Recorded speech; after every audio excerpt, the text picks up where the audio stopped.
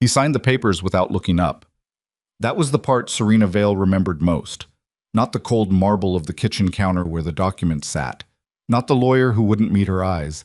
Not even the sound of Damon's pen scratching across the final page like he was approving a takeout order. It was that he never looked up. 5 years of marriage, and he couldn't spare her 2 seconds of eye contact on the day he ended it. "You can take the gray suitcase," Damon said, still reading something on his phone. "Leave the Louis Vuitton. That was a gift from a client." The lawyer shifted in his chair. Serena said nothing. She walked upstairs, packed the gray suitcase, and came back down in 11 minutes. She didn't take the jewelry. She didn't take the watch he'd given her for their 3rd anniversary, the one she'd worn every day for 2 years until she noticed he'd given his assistant the same one. She left the credit cards on the entryway table, fanned out like a hand of cards she was folding. Damon was on a call by the time she reached the front door. She let herself out. That was how it ended, or how Damon believed it ended. He had already moved on before the door clicked shut behind her. He had a dinner reservation at 8, a woman who laughed at everything he said, and the clean, uncomplicated satisfaction of a problem solved. He was still on that call, laughing at something, when the helicopters came. If you've ever been dismissed by someone who believed your silence meant you had nothing left, stay with this story. Drop a like and tell me in the comments what city or country you're watching from. I want to see how far this one travels. Subscribe so you don't miss what's coming next, because what happens in the next 2 hours will change how you think about quiet people forever. The morning had started the way most mornings started in the Voss household, with Damon performing his life for an audience that wasn't there. He came downstairs at 7 sharp in a charcoal suit that cost more than most people's rent, talking on his phone before his feet hit the bottom step, gesturing with one hand at the housekeeper as if she were a prop in the background of his own movie. Serena had been up since 5. She'd made coffee, read something, sat at the kitchen window watching the pale light come up over the back lawn. When Damon walked in, she didn't turn around. "The Harlow deal closes at noon," he said into the phone. "Tell Renata I need the amended contracts on my desk by 10, not 10:30, 10. He poured himself coffee without looking at the cup, spilled a small amount on the counter, and walked out of the kitchen still talking. He didn't acknowledge the coffee. He didn't acknowledge Serena. That was Tuesday. Wednesday was the same. Thursday had a variation.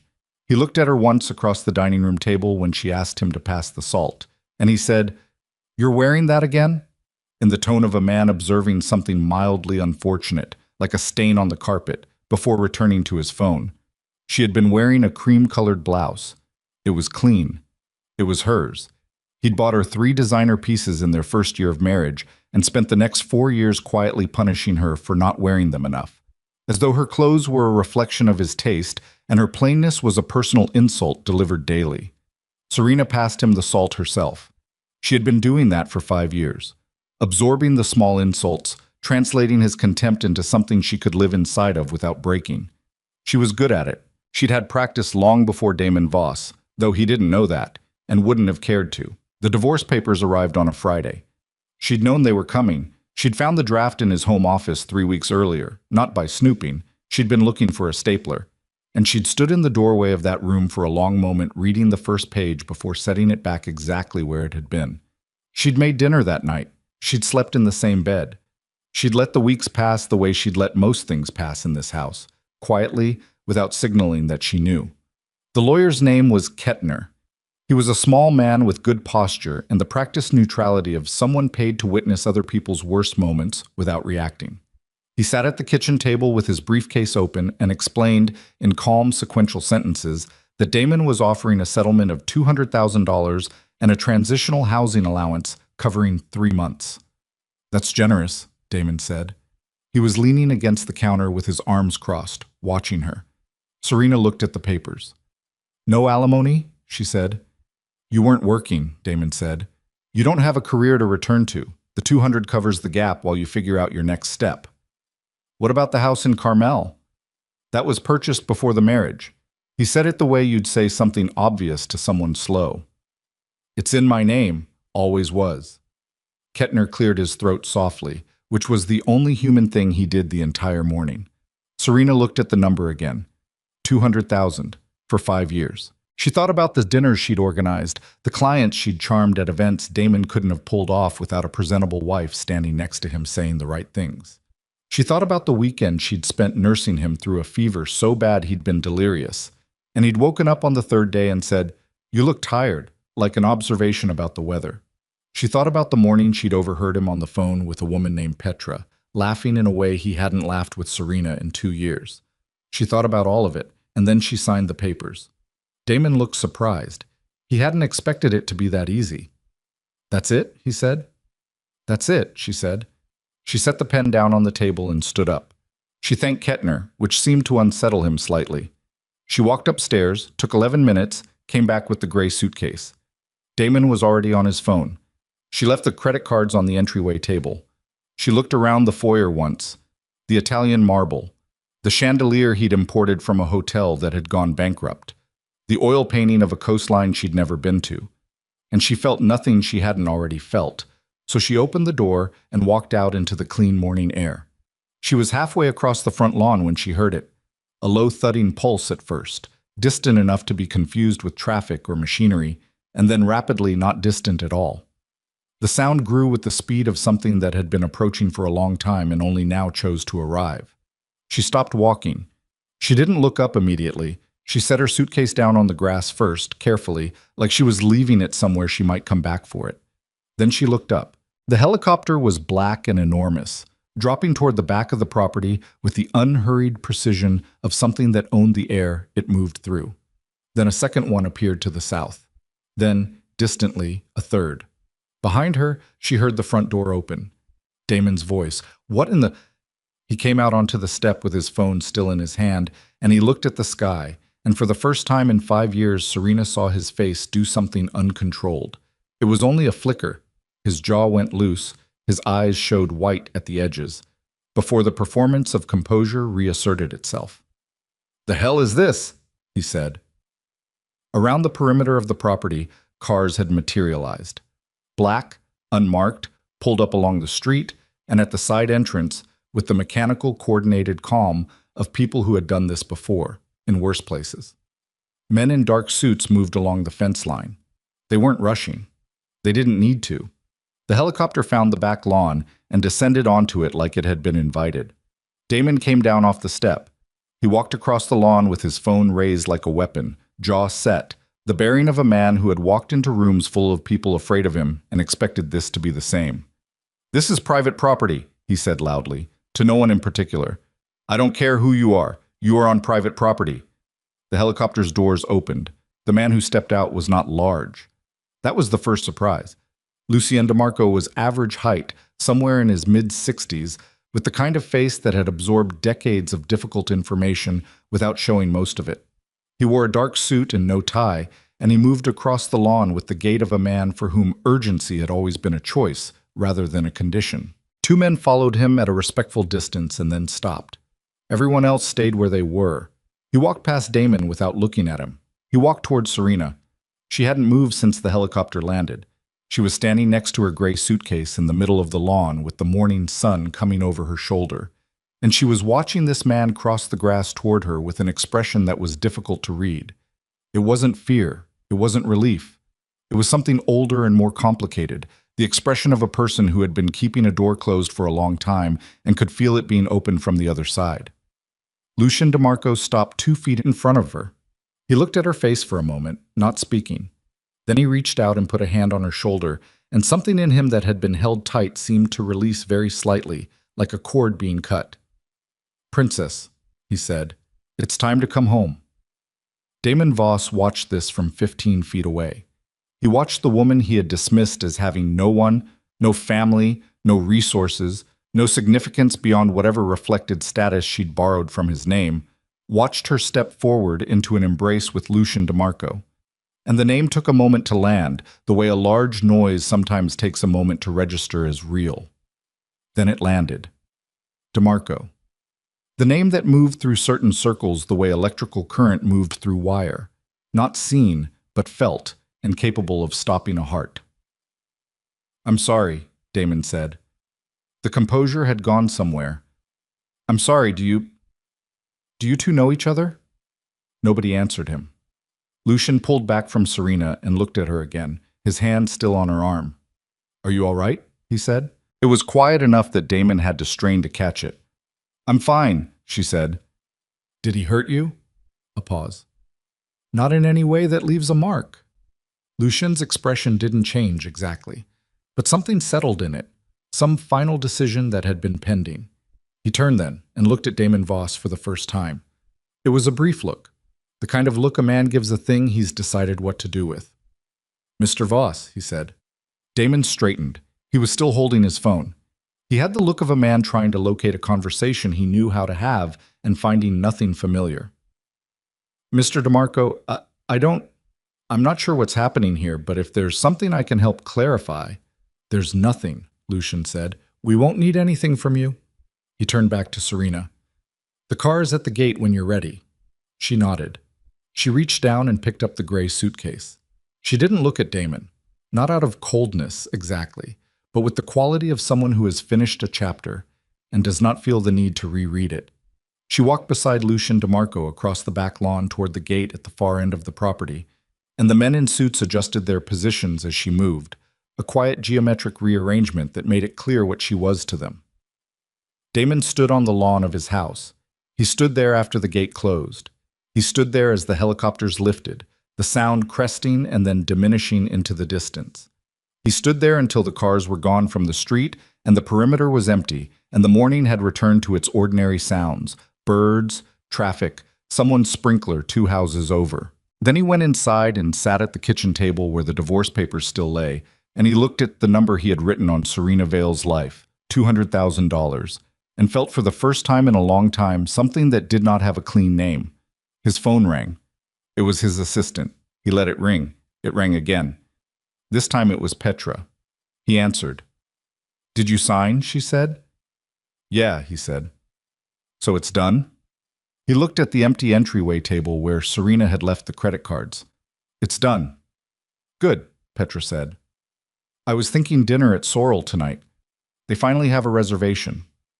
"Sure," he said. "Yeah, Sorrel." He hung up.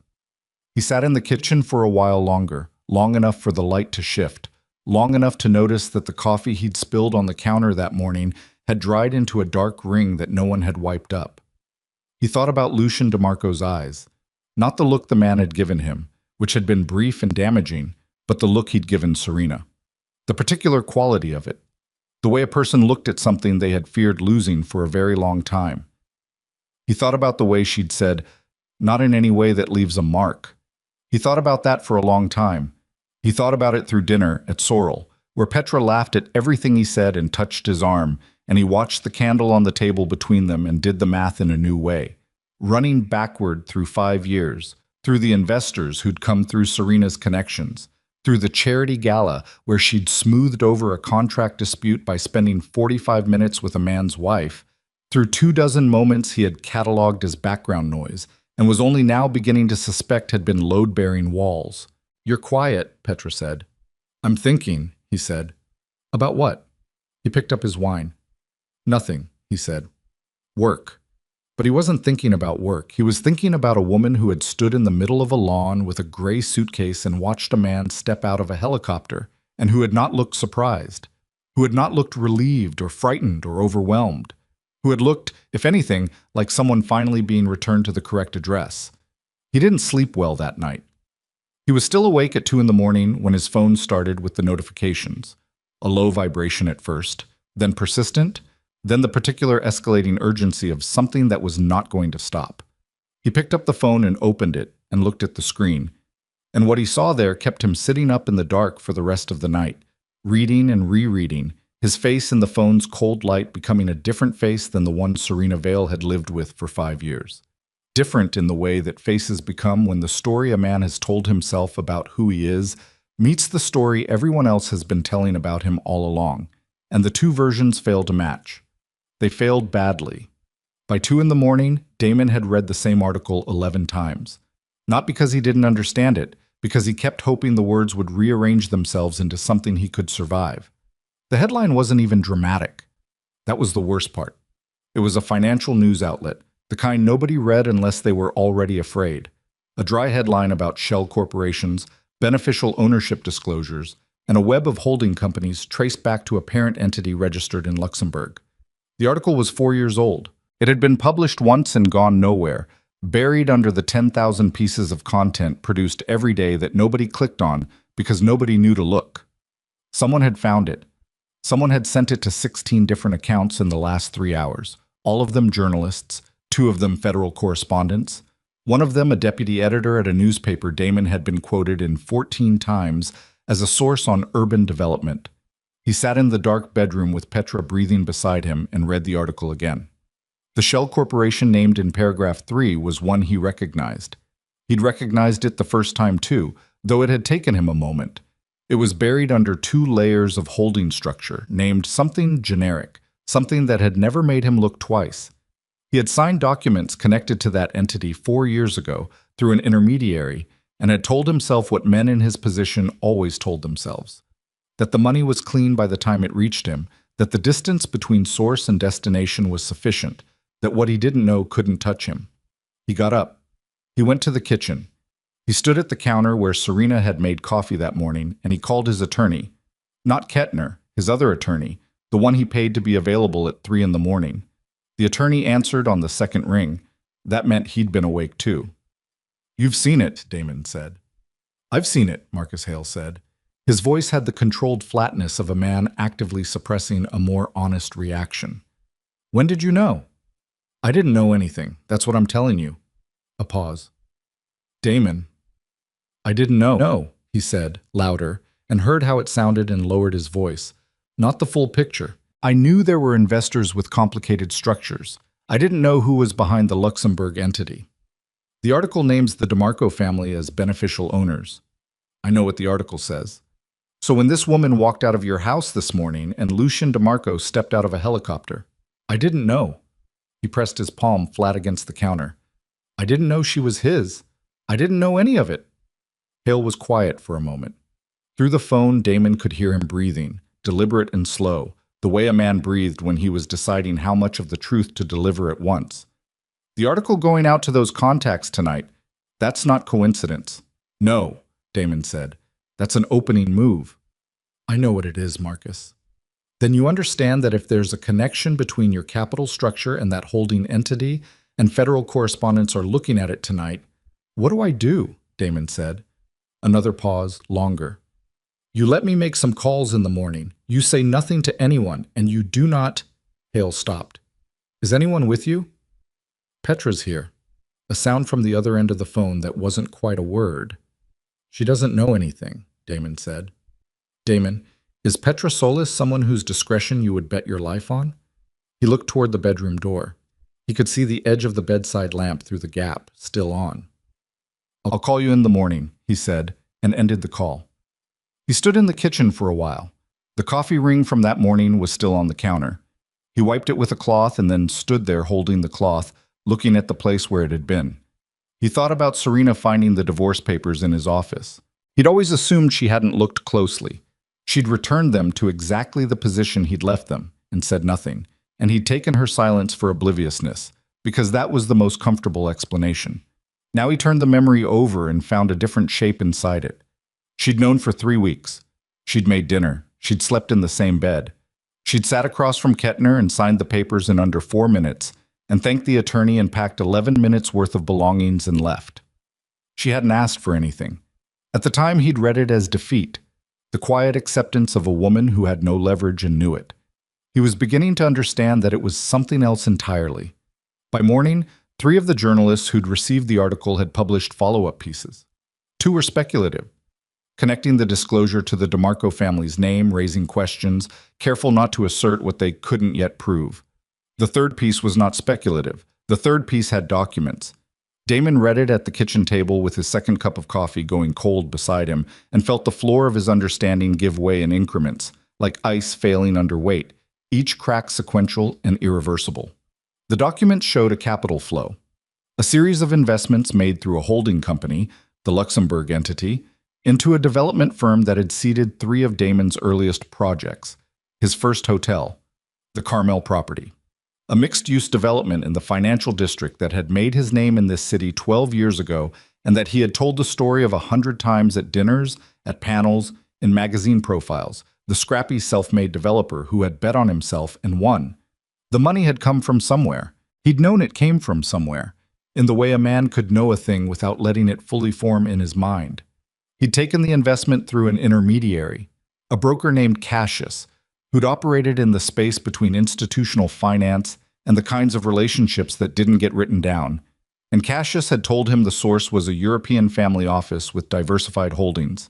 And Damon had believed it because he'd wanted to believe it, and the checks had cleared, and the projects had built, and 12 years had passed, and he had told himself the story of the scrappy, self-made man so many times that he'd stopped being able to feel the seams.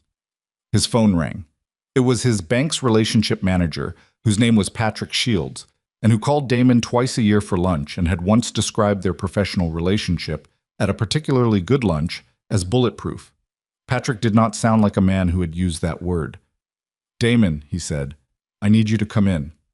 "Today?" "This morning. I'm sorry. There are people here I didn't invite, and I need you to come in." He went in.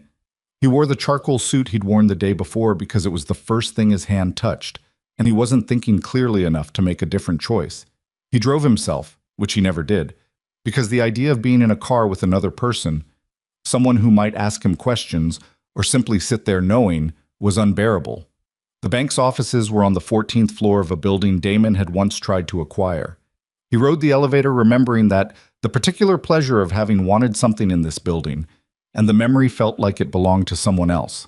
There were two men in the conference room he didn't recognize. Patrick stood near the window, looking like a man who had been told something he wished he hadn't been told, and was now professionally obligated to act on it. "These gentlemen are from the compliance division," Patrick said. The compliance division. He said it with the careful neutrality of a man reading from a script he hadn't written. The two men introduced themselves with names Damon didn't absorb. One of them had a folder. "We've completed a preliminary review," the man with the folder said, "in response to a formal inquiry submitted last night by—" He checked the page.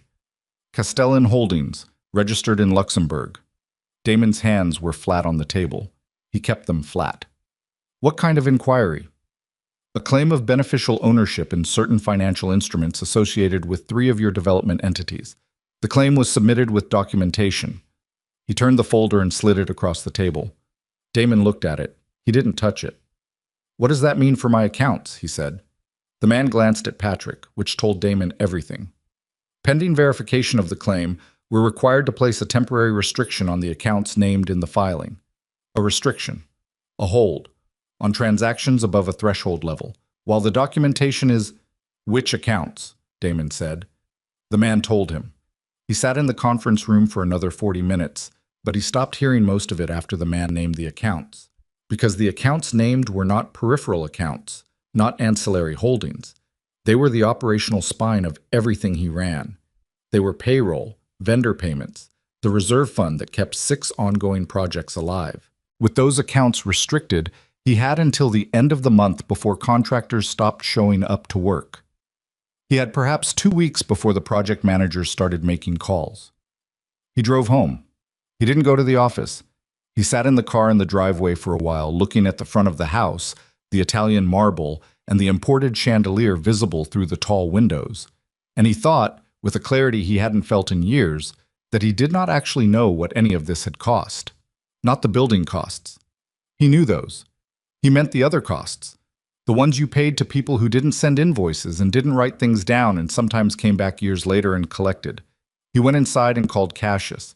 The number rang 12 times and went to voicemail. He called again. Voicemail. He sent a text that said, "Need to talk. Today. It's urgent." The message showed delivered.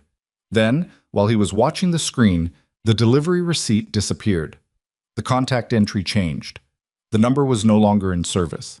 He sat down on the couch in the living room with his phone in his hand and thought about what it meant when a man whose entire professional existence was built on being reachable had, in the span of an overnight news cycle, become unreachable. It meant Cassius had been warned. It meant someone had told him before Damon even knew there was something to be warned about. His phone buzzed. A number he didn't recognize, local area code. He answered. "Mr. Voss?" A woman's voice, flat and professional. My name is Ida Marsh. I'm calling on behalf of Castellan Holdings to notify you that as of 9 this morning, we've filed a formal claim of ownership reversion on 3 development assets. You should have received documents by courier. I haven't received anything, he said. You will. In the meantime, I want to make clear that this is a civil process. Our intention is to proceed through proper legal channels, and we have no interest in who told you to call me, Damon said. A pause. I represent Castellan Holdings, Mr. Voss. Castellan Holdings is a name on a document. Who's running it? Another pause, slightly longer. I'm not authorized to discuss the principles. You'll find the relevant information in the filing. Have a good morning. She ended the call. He sat with the phone in his lap. He heard Petra come down the stairs, heard her stop on the landing when she saw his face, heard the small sound she made before deciding, wisely, not to say anything immediately. I need you to leave for a few days, he said. What? Just a few days. Go to your place. I'll explain later. Damon, what's happening? Petra. He looked at her. Please go. She read something in his face that settled the argument faster than anything he could have said. She went back upstairs. He heard drawers opening and closing. He heard the particular sound of a woman packing quickly, without asking clarifying questions, which told him she understood more than she'd let on. 20 minutes later, she was gone. He didn't watch her leave. He called Marcus Hale and they talked for 90 minutes, Hale's voice cycling through the phases of a man receiving bad news in installments. Initial steadiness, then recalibration, then the careful modulated honesty of a lawyer who can see the water rising and is trying to decide which furniture can be saved. The conclusion they reached, after 90 minutes of legal geography, was that the claim had teeth. The documentation Castellan had submitted was precise and comprehensive in a way that suggested years of preparation. It described the capital flows with a specificity that would have required either inside access to the original investment records or the records themselves. Someone gave them those records, Hale said. I know, Damon said. Someone who had access to the original transaction documentation. I know. That's a short list, Damon. I know, he said. It's a list of 1. Cassius had been the only intermediary. Cassius had handled every document, every signature, every structured transfer between Castellan, or whatever the entity had been called then, and Damon's development companies. Cassius knew where every number lived, and Cassius had turned off his phone the moment the articles went live. He hadn't run. He'd been pulled. There was a difference, and the difference mattered, because a man who ran was a man acting on fear, and a man who was pulled was a man acting on instruction, and instruction meant someone had known this was coming, had prepared for it, had positioned their assets, their information, their witnesses, their documents, weeks or months in advance. He thought about Serena at the kitchen table, signing the divorce papers. He thought about how fast she'd signed. He thought about the 11 minutes it had taken her to pack. She'd known. Not just that the helicopter was coming. She had known the sequence. She had signed those papers knowing that the moment she walked out of that house with her gray suitcase, a mechanism would begin moving that she had left exactly enough time for. She hadn't fled. She had stepped aside. I was still sitting on the couch when the courier arrived with the formal filing from Castellan Holdings. He signed for it without reading the delivery receipt. He took the envelope inside and sat back down and opened it, and spent an hour going through it page by page. And when he was done, he understood with the comprehensive finality of a man reading his own medical results that the first hotel had never been his. The Carmel property had never been his. The financial district development, the one whose story he had told 100 times, the founding myth of Damon Voss, had been funded by DeMarco money routed through 3 shells and an intermediary, and every structure built on top of it had the same foundation. Everything he called his had been built on borrowed ground. He picked up the phone and called a number he hadn't called in 6 years. The number for a man named Aldrich Vane, who operated in the specific professional space between business intelligence and things you paid for without receipts. Vane answered on the 4th ring and said nothing, just waited, which was his habit. I need to find someone, Damon said. Fast, and I need information on a family. Which family? Vane said. DeMarco. The silence on the other end of the line was the kind that had texture. Then, that's expensive. Name a number. Vane named a number. Damon said yes. I'll be in touch, Vane said, and disconnected. Damon set the phone down. He looked at the oil painting in the entryway. The coastline he'd never been to, framed and lit and impressive in the way things were impressive when you purchased impressiveness by the square foot. He looked at it for a long time. Then he picked up the phone again and called his press contact at the city's largest daily paper and said, in his most controlled voice, that he had a story about a family that used financial manipulation to destroy legitimate businessmen, about coercion and hidden influence and a decades-long pattern of using shell corporations to acquire leverage over people who'd never agreed to be leveraged. The press contact listened. "Can you document any of this?" she asked. "I'm working on it," Damon said. Come back to me when you can document it." She hung up. He sat in the living room of his house, the house that he now understood might also have complications in its ownership history that he'd never looked closely at. And he felt the specific cold of a man who has spent years building a fortress and has just learned the ground beneath it was never his to build on. Outside, the morning had gone to afternoon. The light through the windows had shifted. Somewhere out in the city, in whatever building or house she'd been taken to, Serena Vale was having a different kind of afternoon, and she was not thinking about him, and that fact, more than the bank accounts, more than the documents, more than the number Vane had named, was the thing that stayed with him as the light continued to move across the floor of the room he was no longer sure he owned. His phone buzzed again. A text from a number he'd never seen, no name, no context.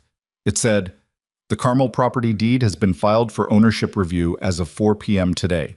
You have 72 hours to vacate the premises before the locks are changed under legal authority of the recovery order." He stared at the message. Then he got up, went to his home office, sat at the desk, and opened the bottom drawer where he kept the things he didn't digitize. The paper records, the handwritten notes, the physical artifacts of transactions that had never been meant to leave a trail. He went through them with his hands moving fast, pulling folders, reading, discarding, reading again. He found the original agreement from 12 years ago, the one he'd signed with Cassius standing across from him in a hotel conference room, both of them in good suits, both of them acting like men who'd done this before. He read through the agreement, all 11 pages of it, and reached the final page and found the clause he'd known was there. He'd always known it was there, in the way you could know the name of something that frightened you without looking at it directly. The clause that said the original investor retained a right of reversion in the event that the funded entity was found to have caused material harm to any member of the beneficial ownership group. Material harm. He put the document down on the desk. He thought about the morning, about the kitchen and the papers and the pen and the $200,000 he had put a line through Serena Vale's 5 years with, without looking up. Material harm. He understood now why she hadn't asked for anything. She hadn't needed to ask. Every dollar she might have requested in that kitchen had already been accounted for. Not by sentiment, not by legal strategy, but by a clause buried in a 12-year-old document that he had signed with full legal competence and then spent a decade successfully not thinking about. She hadn't left empty-handed. She'd left holding everything. I was still sitting at the desk when Vane called back 3 hours earlier than expected, which was never a good sign. "I pulled what I could on the family," Vane said. His voice had something in it that hadn't been there during the first call, something tightly wound and careful. "There's a lot of it, and most of it is old, but I found something recent, something you should know before you take another step in any direction." "Tell me," Damon said. "The woman," Vane said, "your wife." "Ex-wife." "Whatever she is. She's not just Lucian DeMarco's ward or his protege or whatever the story is. She's his daughter, biological daughter.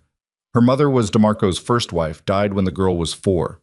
She was raised inside the organization until she was 22, at which point there was an incident, an internal security breach, a faction within the family that tried to remove her from the succession line by force. Damon's grip on the phone tightened. "They nearly succeeded," Vane said. "She survived, but it was close. According to what I could find, she left voluntarily afterward. Changed her name. Dropped off the map. Lucien let her go. The word I got is that he respected her choice, or at least accepted it, and the understanding was that as long as she was safe and left alone, the family would stay back." The room was very quiet. "She wasn't just his daughter," Vane said. "She was his heir. She was supposed to run the organization. When she disappeared, Lucian kept things going but never formally named a successor.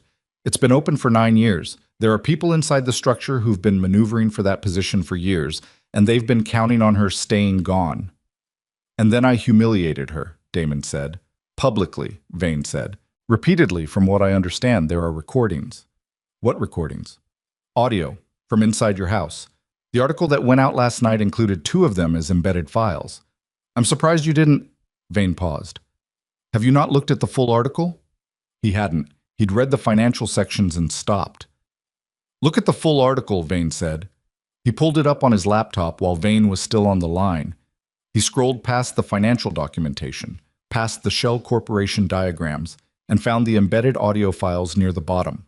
2 of them, each less than 3 minutes long, each labeled with a date and the words Voss Residence, Interior Recording. He pressed play on the first one and heard his own voice, clear, unhurried, contemptuous, telling Serena that she dressed like someone's housekeeper and that he wasn't sure why he'd ever thought a woman with no family and no ambition and no discernible personality would make an adequate wife for a man in his position. He remembered the conversation. He remembered the morning it had happened. He didn't remember feeling bad about it.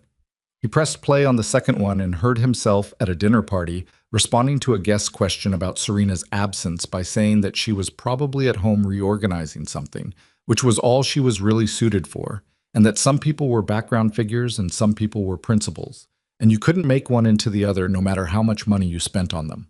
Laughter in the background, his own included. He closed the laptop. Vane was still on the phone. Those went everywhere, Vane said. Social media, news aggregators. As of an hour ago, the second clip has 2.4 million views. Damon said nothing. There are more, Vane said. I don't know how many more, but the pattern I'm seeing is staged. This isn't a leak. This is a release schedule. Whoever is managing this is giving each piece room to breathe, letting the public reaction build between drops. She's not doing this, Damon said. No, Vane agreed. She's not the type, but she doesn't have to be. She just had to leave, and the machinery did the rest. He sat at the desk with his dead laptop and his paper documents and the reversion clause and the recordings of his own voice doing what he'd spent 5 years practicing, the casual, fluent degradation of a woman who had, it turned out, been listening the entire time. Not to use against him, not in the beginning. She hadn't placed the recordings. She hadn't set the mechanism in motion. She had simply lived in the house, and someone who loved her had watched and waited and kept records. And when the day came that Damon Voss signed his name on a line that said 200,000 and looked back at his phone, someone pressed a button. What do you want me to do? Vane said. Damon looked at the reversion clause. He looked at the text about the Carmel property. He looked at the list of restricted accounts written in his own handwriting on the pad beside the keyboard. Find Cassius, he said. Vane found Cassius in 4 days. That was faster than Damon had expected, and the speed of it should have been a warning, the way fast answers in complex situations were usually answers that someone wanted you to have. But he was not in a position to be careful. I was in a position where his operational accounts were frozen. 2 of his project managers had submitted formal notices of work stoppage, and a reporter from a national outlet had left 3 voicemails requesting comment on what she described as a pattern of financial misrepresentation spanning a decade. He was in a position where his options had narrowed to the point where fast felt like good, and he didn't examine the distinction. Vane sent an address. A motel off a state highway 2 hours east of the city, the kind of place that still used physical keys and didn't ask questions, and had a parking lot full of cars that were parked at angles, suggesting the drivers had arrived in a hurry. Damon drove himself again. He wore no suit this time, dark pants, a jacket, the deliberate anonymity of a man who had spent years being conspicuous and was learning, too late, the value of not being seen. He found the room number Vane had given him and knocked. Cassius opened the door with the chain still on and looked at Damon through the gap with the expression of a man who had expected this moment and had decided how to play it some time ago. He was heavier than Damon remembered. His hair had gone fully gray. He was wearing a collared shirt with the sleeves rolled up, and he was holding a glass of something amber, and his eyes were the particular eyes of a man who had run out of the energy required for pretending. You should not be here, Cassius said. Open the door. Damon, open the door, Cassius. The chain came off. Damon went in. The room smelled like stale air and old carpet, and the faint chemical sweetness of whatever Cassius was drinking, and the curtains were drawn, and the television was on with the sound muted, cycling through news footage. Damon caught a glimpse of his own building, the financial district development, the one in the founding myth, in a graphic accompanying a news segment. He looked away from it. Cassius sat on the end of the bed. He didn't offer Damon a seat. Damon stood. "The documents," Damon said. "You gave them the documents." Cassius looked at his glass. "I didn't give anyone anything." "Then explain to me how Castellan Holdings filed a claim with transaction-level detail that only you and I had access to." "I kept records," Cassius said. "I always kept records. That was the arrangement. The records stayed with me as collateral. That was the deal, Damon. You knew that." "The deal was that those records stayed private." "The deal was that those records stayed private as long as certain conditions held." He looked up. "The conditions changed." Damon felt the muscles in his jaw tighten. "What conditions?" Cassius set the glass down on the nightstand. He laced his fingers together in his lap and looked at Damon with the tired patience of a man explaining something to someone who already knows the answer. "The girl," he said. "When you married her, I had concerns. I told you. Do you remember? 12 years ago, I sat across from you and I said, 'There are people whose names you don't put near your own name without permission.' You remember that conversation?" "I remember you being vague about something I asked you to be specific about." "I was as specific as I was allowed to be." He picked the glass up again. "She was under Lucien DeMarco's protection. She had been for her entire life. When she chose to disappear, Lucien gave specific instructions that she was to be left alone, and that extended to anyone in her proximity. As long as she lived quietly and was not harmed or humiliated in any documentable way, the arrangement stood. You were a peripheral beneficiary of that protection, whether you knew it or not." "And the recordings?" Cassius shrugged, which was a gesture Damon found intolerable. "When did those start?" Damon said. "I don't know when they started."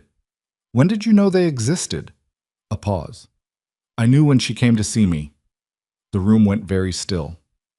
"When?" Damon said. 3 years ago." Cassius met his eyes. "She came to me 3 years ago.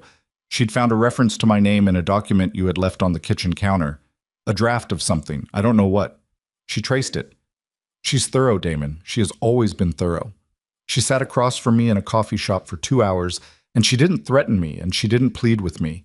She asked me questions, and she listened to the answers, and she told me she wasn't going to act on any of it for as long as she could avoid it." Damon's voice came out quieter than he intended. "You talked to her?"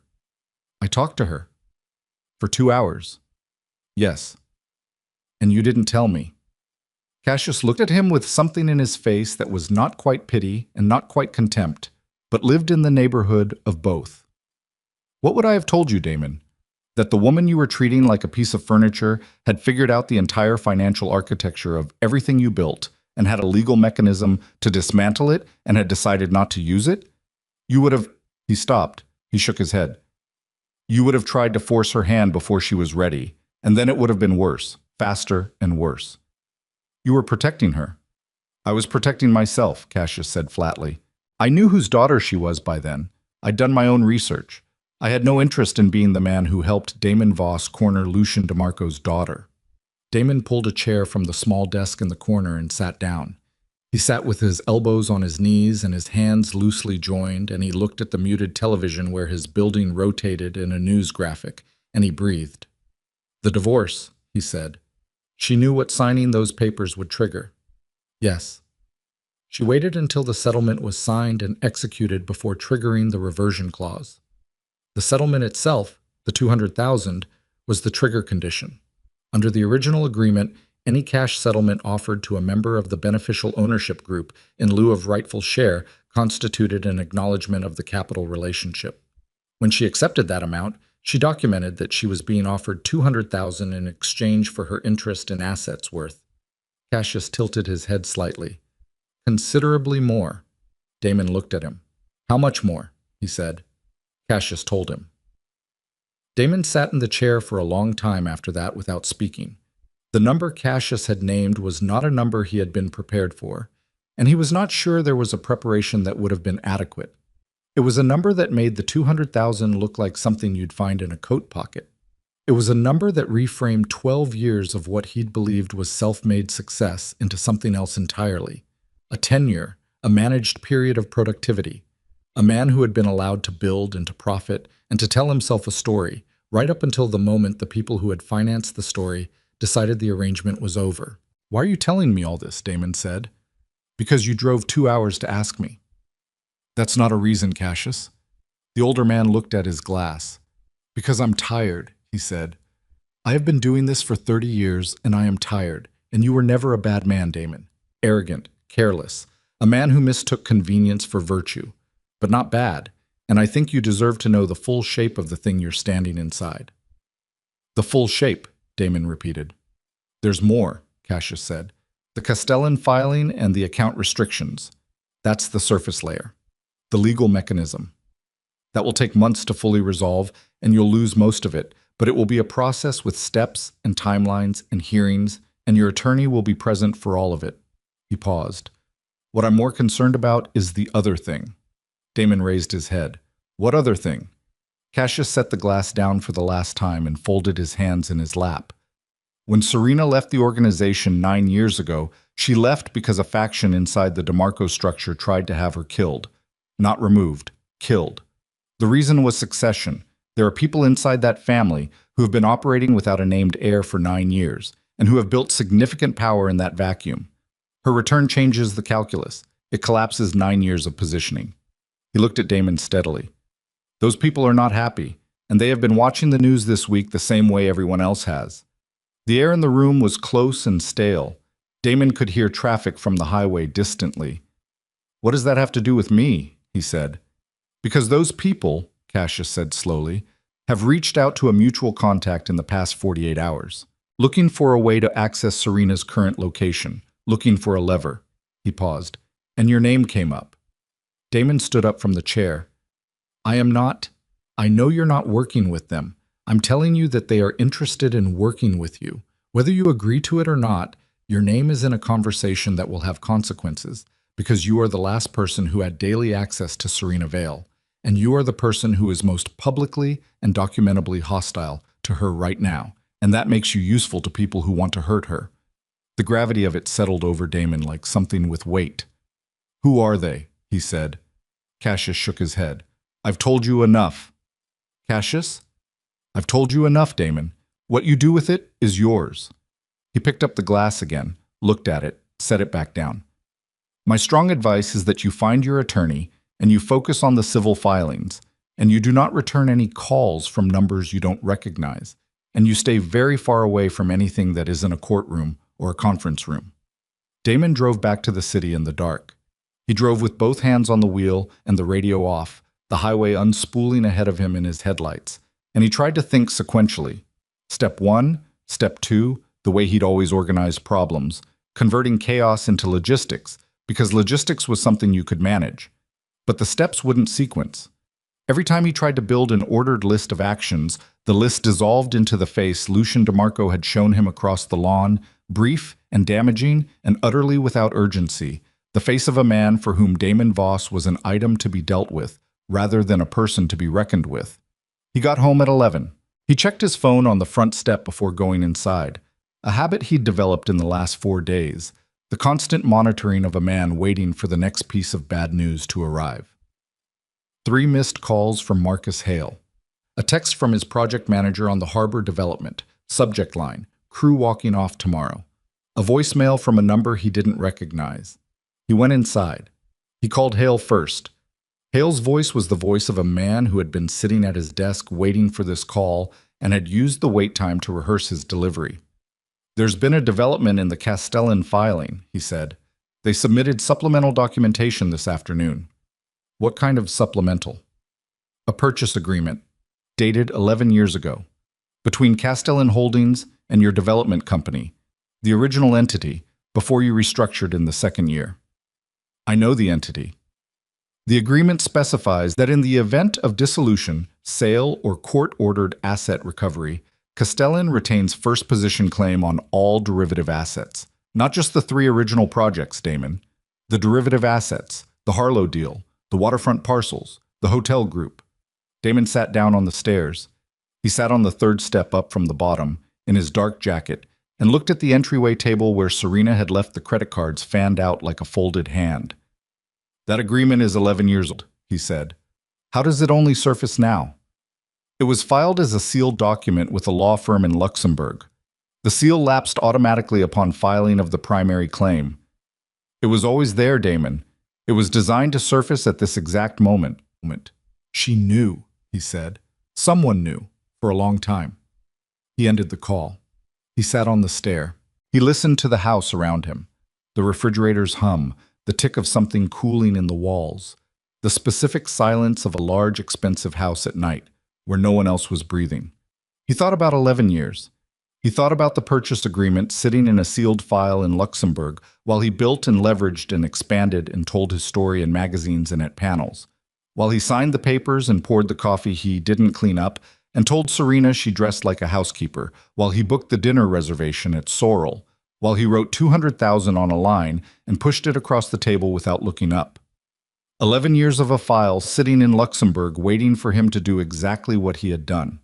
He picked up his phone and listened to the voicemail from the unknown number.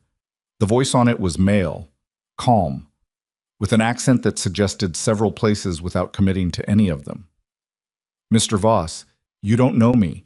I know a great deal about you, and more importantly, I know a great deal about what you are currently facing. I believe we have a common interest. Not in revenge. I understand that's not your nature. In resolution. A way through this that preserves something of what you've built and removes the leverage currently being used against you. I'd like to meet. Someplace public, your choice, tomorrow or the day after. Please call this number back within 24 hours if you're interested in having that conversation." Damon listened to it twice. Then he listened to it a third time, with Cassius's voice running underneath it. "Your name came up. They are interested in working with you." He didn't call back. He went to bed at midnight and stared at the ceiling and listened to the house and did not sleep. At 6 in the morning, his phone rang. The number was local. He answered it because at that hour, after 4 days of this, he was answering everything. It was a woman's voice, not the Castellan attorney, someone else, younger, faster, with the clipped speech of someone making a call they'd made before and didn't intend to spend much time on. "Mr. Voss, my name doesn't matter. I'm calling to tell you that your friend Petra Solis has not arrived at her apartment." A pause. "She left your house 3 days ago. She has not been home since. Her phone goes to voicemail. Her neighbor's been picking up her mail." Damon sat up. "Who is this?" "Someone who thought you should know before you heard it another way." "Where is she?" "That's what I'm telling you, Mr. Voss. We don't know. But we thought you should understand that her disappearance follows a pattern. There was a woman connected to a business associate of yours, a project manager, I believe, who went missing briefly 2 years ago when her husband got into a dispute with a certain family. She came back. She was fine. But the message was received. This is a threat," he said. "This is information. You're telling me someone took Petra to send me a message. I'm telling you that Petra Solis has not been seen in 3 days, and that you are currently in a conflict with people who have historically used personal relationships as pressure points. Whether those two facts are connected is something you'd need to determine yourself." The call ended. He was out of bed with his feet on the floor and his mind assembling a new and terrible architecture before the phone had fully lowered from his ear. Because there were 2 possibilities and only 2. Either someone connected to the DeMarco family had taken Petra to increase pressure on him, which made a kind of brutal sense, but which did not fit what he'd seen of Lucien DeMarco's operational style. The man who had stepped off a helicopter on his lawn and said, "We won't need anything from you," with the calm of someone who had already won. Or someone else had taken her. Someone who wanted Damon to believe the DeMarcos had taken her. Someone who wanted him frightened and angry and pointed in a specific direction. The unknown number, the voicemail, a way through this that preserves something of what you've built. He called Vane. Vane answered on the second ring. Damon told him about the call, told him about Petra, told him about the voicemail from the unknown number and what Cassius had said about factions inside the DeMarco structure looking for a lever. Vane was quiet through all of it. When Damon finished, Vane said, "The voicemail. Can you send me the number?" Damon sent it. 40 seconds later, Vane said, "That number is registered to a shell entity operating out of the same network I've been mapping since you first called me. These are not DeMarco people. These are the people inside the organization who want to destabilize the DeMarco succession. They're using your situation as a weapon. They've possibly taken your associate to force your hand. Force my hand how? To make you do something publicly hostile to Serena Vale or her father. Something that gives them cover. Something that makes it look like outside forces are threatening the family so they can position themselves as the protective response. Damon looked at the bedroom wall. The light was coming up outside.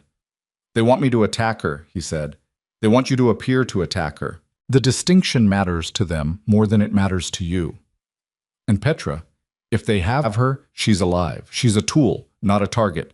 But if you call that number back and agree to meet those people, you become complicit in something that will make Castellan Holdings look like a parking ticket. Damon's hand was very tight around the phone. How do I find out if they have her? He said. You don't, Vane said. Not safely, not fast. This is the play, Damon. They've put you in a position where every move available to you benefits them. You call back, you meet them, you're their instrument. You go to DeMarco directly, you're begging the man who's already dismantling your life. You go to the police, you open an investigation that will go straight through your accounts before it reaches anyone else. You do nothing, Petra stays missing, and the pressure builds until you break. Outside, a bird was making a sound in the tree by the bedroom window. Damon noticed it with the fractured attention of a man whose mind was running too fast to fully land anywhere. There's a fourth option, Vane said, quieter now. You go to her. To Serena. She's the only person in this situation who has both the information and the standing to address this in a way that doesn't destroy you further. She knows these people. She grew up with them. She knows how they operate. And she has reason, if you approach it correctly, to understand that what's happening to you right now is also happening around her. Those people took your associate to create a situation. Creating a situation around Serena is their actual goal. Damon was quiet for a long time. She won't see me, he said. You don't know that. After what He stopped. He pressed the heel of his hand against his eye socket. Vane, you've heard the recordings. I've heard them. Then you know she has no reason to see me. No, Vane said. But she might have reason to hear what you know. Those are different things. He sat on the edge of the bed in the gray early light and thought about Cassius saying she's thorough. Damon, she has always been thorough. And thought about 3 years ago when she'd sat across from Cassius in a coffee shop and asked quiet questions and listened without flinching. And he thought about the way she'd signed the papers. Not with relief, not with anger, with a kind of sealed finality that he now understood was the finality of someone closing a door on something they had already fully processed. She had processed him. She had processed all of it, 3 years ago or more, and she had made her peace with it, and she had waited, and she had left cleanly. And now someone else was using the debris of his marriage as a weapon aimed at her family, and Petra was somewhere not answering her phone, and the unknown number was waiting for a callback that would transform Damon Voss from a man being ruined into a man who had chosen his ruin willingly and with full knowledge of what he was doing. He thought about all of this, and then he did the thing that 3 weeks ago would have been physically impossible for him to imagine himself doing. He called Marcus Hale and got Serena's contact information from the DeMarco attorney who had reached out to Hale 2 days prior about the Castellan filing, who had left a number and said they were available if Mr. Voss wished to discuss a resolution framework. Hale gave him the number with the particular silence of a lawyer who has stopped giving advice because his client has moved past the point where advice has traction. Damon looked at the number for a long time. Then he dialed it, and it rang twice, and a man answered. Not Lucian, someone younger, efficient. And Damon said he needed to speak with Serena Vale, and the man said, hold on, and there was a pause.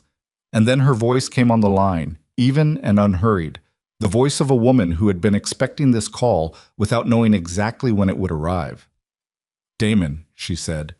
He opened his mouth and found, for the first time in a long time, that he did not have a prepared version of what he needed to say.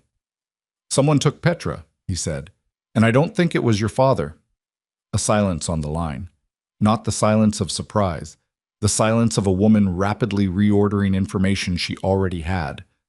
Where are you? She said. At the house, he said. Another pause. He could hear something in the background on her end. Voices, low and indistinct, the ambient sound of a large space with people moving through it. Then the voices stopped, as though a door had closed. Stay there, she said. Don't call that number back. Don't open the door for anyone you don't know by name. Can you do that? Yes?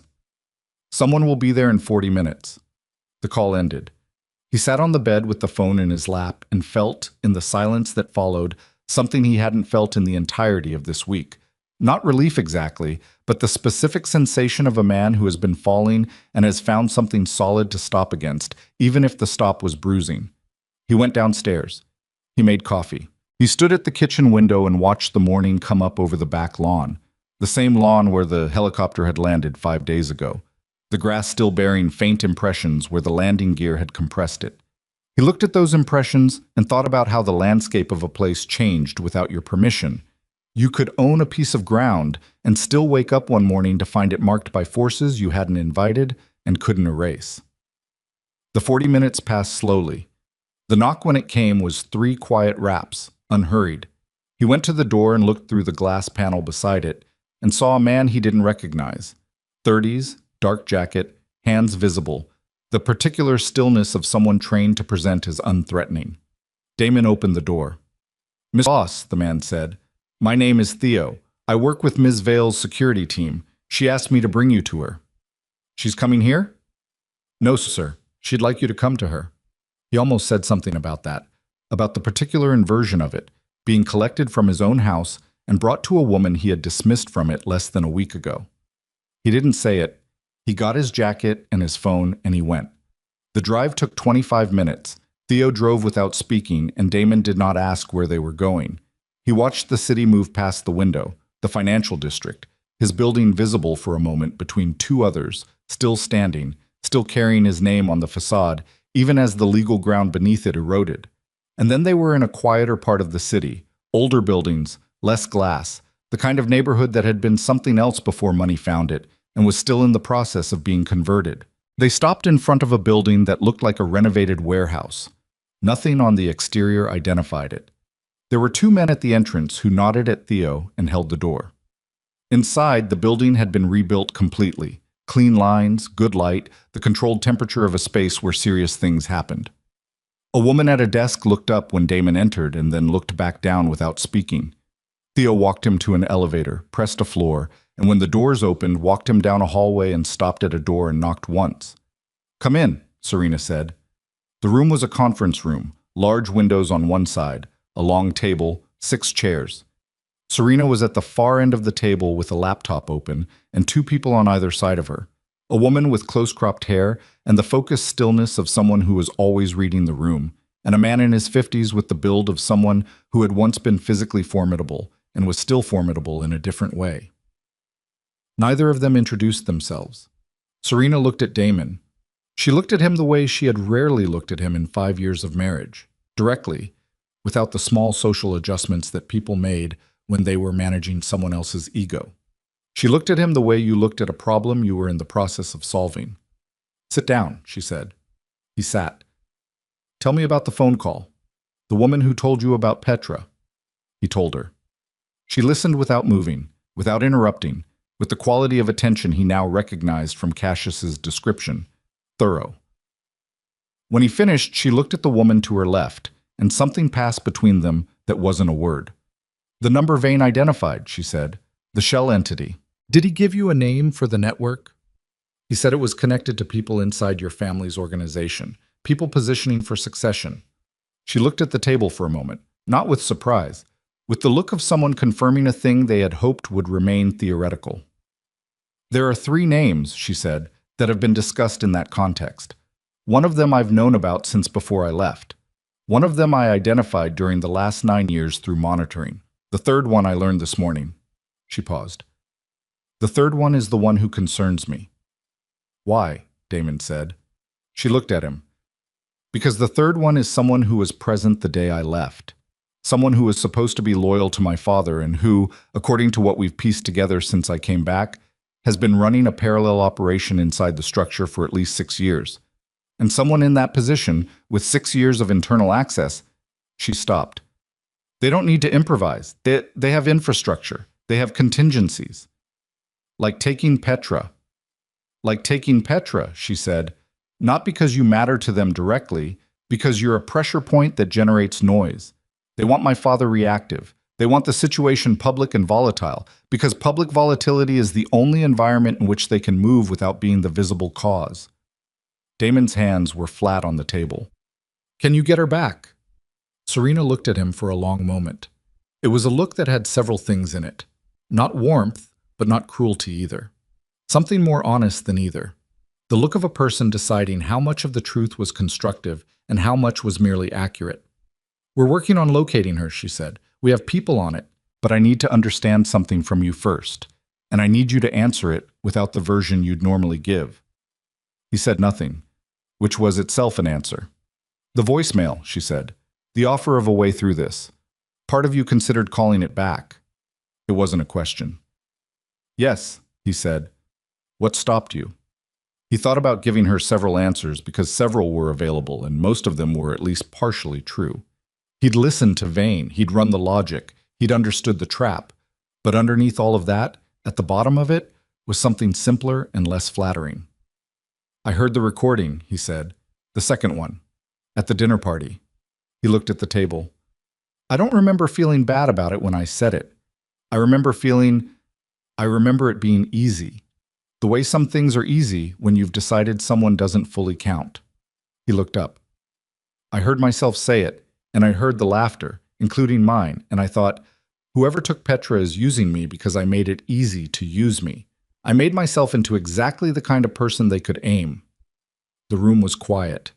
The woman to Serena's left had the carefully neutral expression of someone who was hearing something they hadn't expected and was not going to show it. Serena looked at Damon for a moment. Then she looked at the man to her right and said, "Give us a few minutes." Both of them stood without comment and left the room and closed the door. She looked at him. "I don't forgive you," she said. "I want to be clear about that because I think in your current situation, you may be inclined to interpret any kindness as something it isn't." "I'm not looking for forgiveness," he said. "I'm looking for Petra." "I know, but you should also know that the reason I took your call this morning and the reason you're in this room is not because of what you said just now. It's because these people, the faction, the third name, they have been trying to force me back into a position of vulnerability since I returned. Every move they've made this week has been designed to either isolate me from my father's support or provoke a public confrontation that damages the organization." She paused. "You are, despite everything, a witness. You have documentation they don't know about. You have a connection to Cassius that I didn't know still existed, and you're currently in a position where they believe they can turn you. Which means you're also, if handled correctly, a variable they haven't fully accounted for." He looked at her. "You want to use me?" "I want to resolve this," she said. "Those aren't the same thing, but they're not entirely different either. And yes, part of resolving this involves you." She turned the laptop toward him. On the screen was a photograph. A man, mid-50s, silver-haired, with the kind of face that read as distinguished from a distance. Damon recognized him with a small, cold shock, the way you recognize someone from a context you'd never thought to connect. "You know him," she said. It wasn't a question. "He was at my hotel opening," Damon said, 3 years ago. "He was introduced to me as a hospitality consultant. He came with a referral from—" He stopped. "From Cassius," Serena said. "Yes." "His name is Renard Cole," she said. "He has been inside my father's organization for 11 years. He was present the night of the attempt on my life. He was one of the people who helped me get out afterward, which is why it took us this long to identify him." She closed the laptop. "He is the one who has Petra, and he is the one who left you that voicemail." Damon looked at the closed laptop, at the blankness of the screen. He thought about the hospitality consultant at his hotel opening, the handshake, the easy conversation about market trends, the introduction via Cassius that he had received without scrutiny the way he received most things, as is due, as the natural consequence of being the kind of man who attracted useful connections. Renard Cole had been in his hotel, in his building. Built, at least in part, on DeMarco money that Cole had known about for 11 years. The geometry of it was almost elegant if you stood far enough back from it to not feel what it actually was, which was a decade of his life having been visible to people he hadn't known were watching, used as a piece in a game he hadn't known he was in. "What do you need from me?" he said. Serena looked at him steadily. "When he calls again, And he will call again within the next 12 hours because the window he's working in is closing. You're going to answer, and you're going to say yes. Cole called at 9:47 that night. Damon was sitting in the kitchen of his house with a glass of water he hadn't touched, his phone face up on the table, and Serena's instructions running through his head in the flat, even cadence she'd used to deliver them, the cadence of someone who had done operational planning before and understood that clarity was more useful than comfort. Answer. Agree to meet. Ask for proof that Petra is alive before confirming the location. Do not negotiate. Do not threaten. Sound like a man who has made a decision he's slightly ashamed of, because that is a man Renard Cole will believe. The phone buzzed. Unknown number. Same area code as the voicemail. Damon picked it up on the third ring. Not the first, because the first was too eager, and not the fourth, because the fourth was resistance, and resistance was not what tonight required. Mr. Voss, Cole said. The accent again, that placeless quality, each word landing with precision. I'm glad you're still available. I almost wasn't, Damon said, but you are. I need to know she's all right first. A pause. Brief. Controlled. The pause of a man who had expected this and had prepared for it without being inconvenienced by it. Of course. A rustling sound. Then Petra's voice, strained, clipped, the voice of someone speaking under instruction but alive, demonstrably alive, with the slightly elevated pitch of a woman working very hard to hold herself together. Damon, I'm okay. They haven't hurt me. Please do what they... Cole's voice returned. Satisfied? Damon's hand was rigid around the phone. He made himself breathe, made himself produce the voice of a man calculating rather than a man fighting back the physical urge to put his fist through something. Where? He said. Waterfront, the old Callaway shipyard on the South Docks. You know it? He didn't. He said he did. Come alone. Midnight. If we see anyone else in the vicinity, the conversation ends and so do the arrangements for your friend. Another pause. Come prepared to be useful, Mr. Voss. That's all I'm asking. The call ended. Damon set the phone down. His hand was shaking slightly. Not from fear exactly, but from the effort of suppressing every instinct that the call had activated. He sat with it for 10 seconds. Then he picked the phone up and sent the text Serena had told him to send. Single letter C, followed by the address. The response came back in under a minute. 3 words. We're already there. He drove to the shipyard. He drove alone, the way Cole had specified, because the instruction was to present himself as the thing Cole believed he was, a cornered man making a bad decision with his eyes open. The docks at this hour were the docks at their most honest. Dark water, salt in the air, the industrial skeleton of warehouses and cranes that had outlasted their original purpose and were waiting to be told what they were for now. His headlights swept across chain link and corrugated metal and a gate that was open when it should have been locked. He parked and got out and stood in the cold, salt air for a moment. His chest was doing something he didn't have a clinical name for.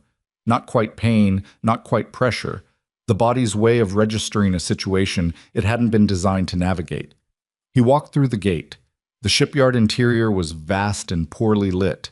Overhead lights in 2 of the 4 corners casting orange pools across stacked equipment and the hulks of 2 dry-docked vessels in various states of deconstruction. Damon walked toward the light. His footsteps on the concrete were louder than he wanted them to be. Mr. Voss! Cole stepped out from behind a metal staircase to his left. He looked exactly like the photograph. Silver-haired, composed, dressed in dark clothing that was expensive in its understatement. He had 2 men with him. Both of them were standing in positions that were professionally chosen, flanking at angles, and both of them had the particular relaxed readiness of men for whom physical violence was a job skill rather than an emotional event. Cole extended his hand. Damon looked at it for a moment and then shook it, because shaking it was the thing a man in his position would do. A man who needed something from this meeting and was pragmatic enough to swallow his distaste. Thank you for coming, Cole said. Where's Petra? Nearby. She'll be returned to you tonight, assuming everything goes smoothly. He tilted his head slightly. Shall we talk? Talk, Damon said. Cole walked toward a folding table that had been set up under one of the overhead lights. The kind of improvised field setup that suggested this location had been prepared in advance. that Cole had stood in this shipyard before tonight and arranged these specifics with the methodical patience of a man who planned in layers. On the table was a tablet, a folder, and a sealed envelope. "What I'm about to show you," Cole said, "is a filing, a civil action, prepared on your behalf." He opened the folder and turned it toward Damon. "It alleges that the Castellan Holdings claim was made under fraudulent pretenses, specifically that the original investment agreement was executed under coercive conditions, and that Serena Vale, as an active participant in the DeMarco organization, knowingly concealed her identity and her family's financial interests during your marriage, constituting deliberate entrapment and financial deception." Damon looked at the document. "That's not what happened." "That doesn't matter," Cole said pleasantly. "What matters is that it introduces doubt into the legal proceedings. It forces disclosure. It compels Serena Vale to testify to her identity and her role in the organization, on the record, under oath, in a public forum." He paused. "Which removes the careful distance she has maintained between herself and the family's operations and places her directly in a legal spotlight at a moment when the organization is undergoing transition." Damon looked at him. "You're not trying to help me. I'm trying to help both of us. Your situation becomes more defensible. My situation becomes more navigable. This is what productive alignment looks like between people with overlapping interests. And all I have to do is sign a fraudulent filing." Cole's expression didn't change. "All you have to do is authorize your attorney to submit a document that you have genuine grievances to support. You've been financially dismantled by a process that was engineered against you. You're entitled to contest it. And Serena gets subpoenaed, her father gets exposed. The organization destabilizes, and you," Damon looked at him steadily, "you step into the vacuum." A slight pause. Then Cole smiled, and it was the first genuinely honest thing his face had done since they'd shaken hands. "You're smarter than your recent press suggests." "Sign the filing," Damon said slowly, as though working through it. "Get Petra back. Walk away with something left." "Precisely." Damon looked at the document again. He looked at it for long enough that it was plausible, the look of a man on the edge of a decision, tipping. He reached out and put his hand on the folder. Then the lights in the shipyard changed. It was subtle at first, a shift in the quality of the darkness outside the building's open loading bays, a change in the ambient sound. Cole noticed it approximately 2 seconds before his men did, which told Damon something about the man's instincts. Cole's head turned toward the nearest loading bay, and in that turn Damon saw, for the first time, a crack in the composed surface. Something quick, an animal, running underneath the silver-haired deliberateness. "What did you do?" Cole said. His voice was still level, but the pleasantness had evaporated. "I answered the phone," Damon said. The first man through the loading bay was Theo, moving fast and low, and he was followed by 2 others, and they came through the space with the focused efficiency of people who had entered hostile spaces before and had stopped being afraid of it. From the upper level of the shipyard, a metal walkway that ran along the east wall, a voice called down a clear instruction that was followed immediately by Cole's 2 men ceasing to be relaxed. Cole moved. He was fast for a man his age. He turned and went for the interior of the shipyard, away from the loading bay, away from Theo's team, and Damon moved without thinking, cut left, put himself between Cole and the corridor he was heading for. Cole stopped. They were 4 feet apart. Cole looked at him with something that had moved past the composure entirely and arrived at the face underneath it. Older, tighter, the face of a man who had been running a long game and could feel it ending. "Move," Cole said. "No," Damon said.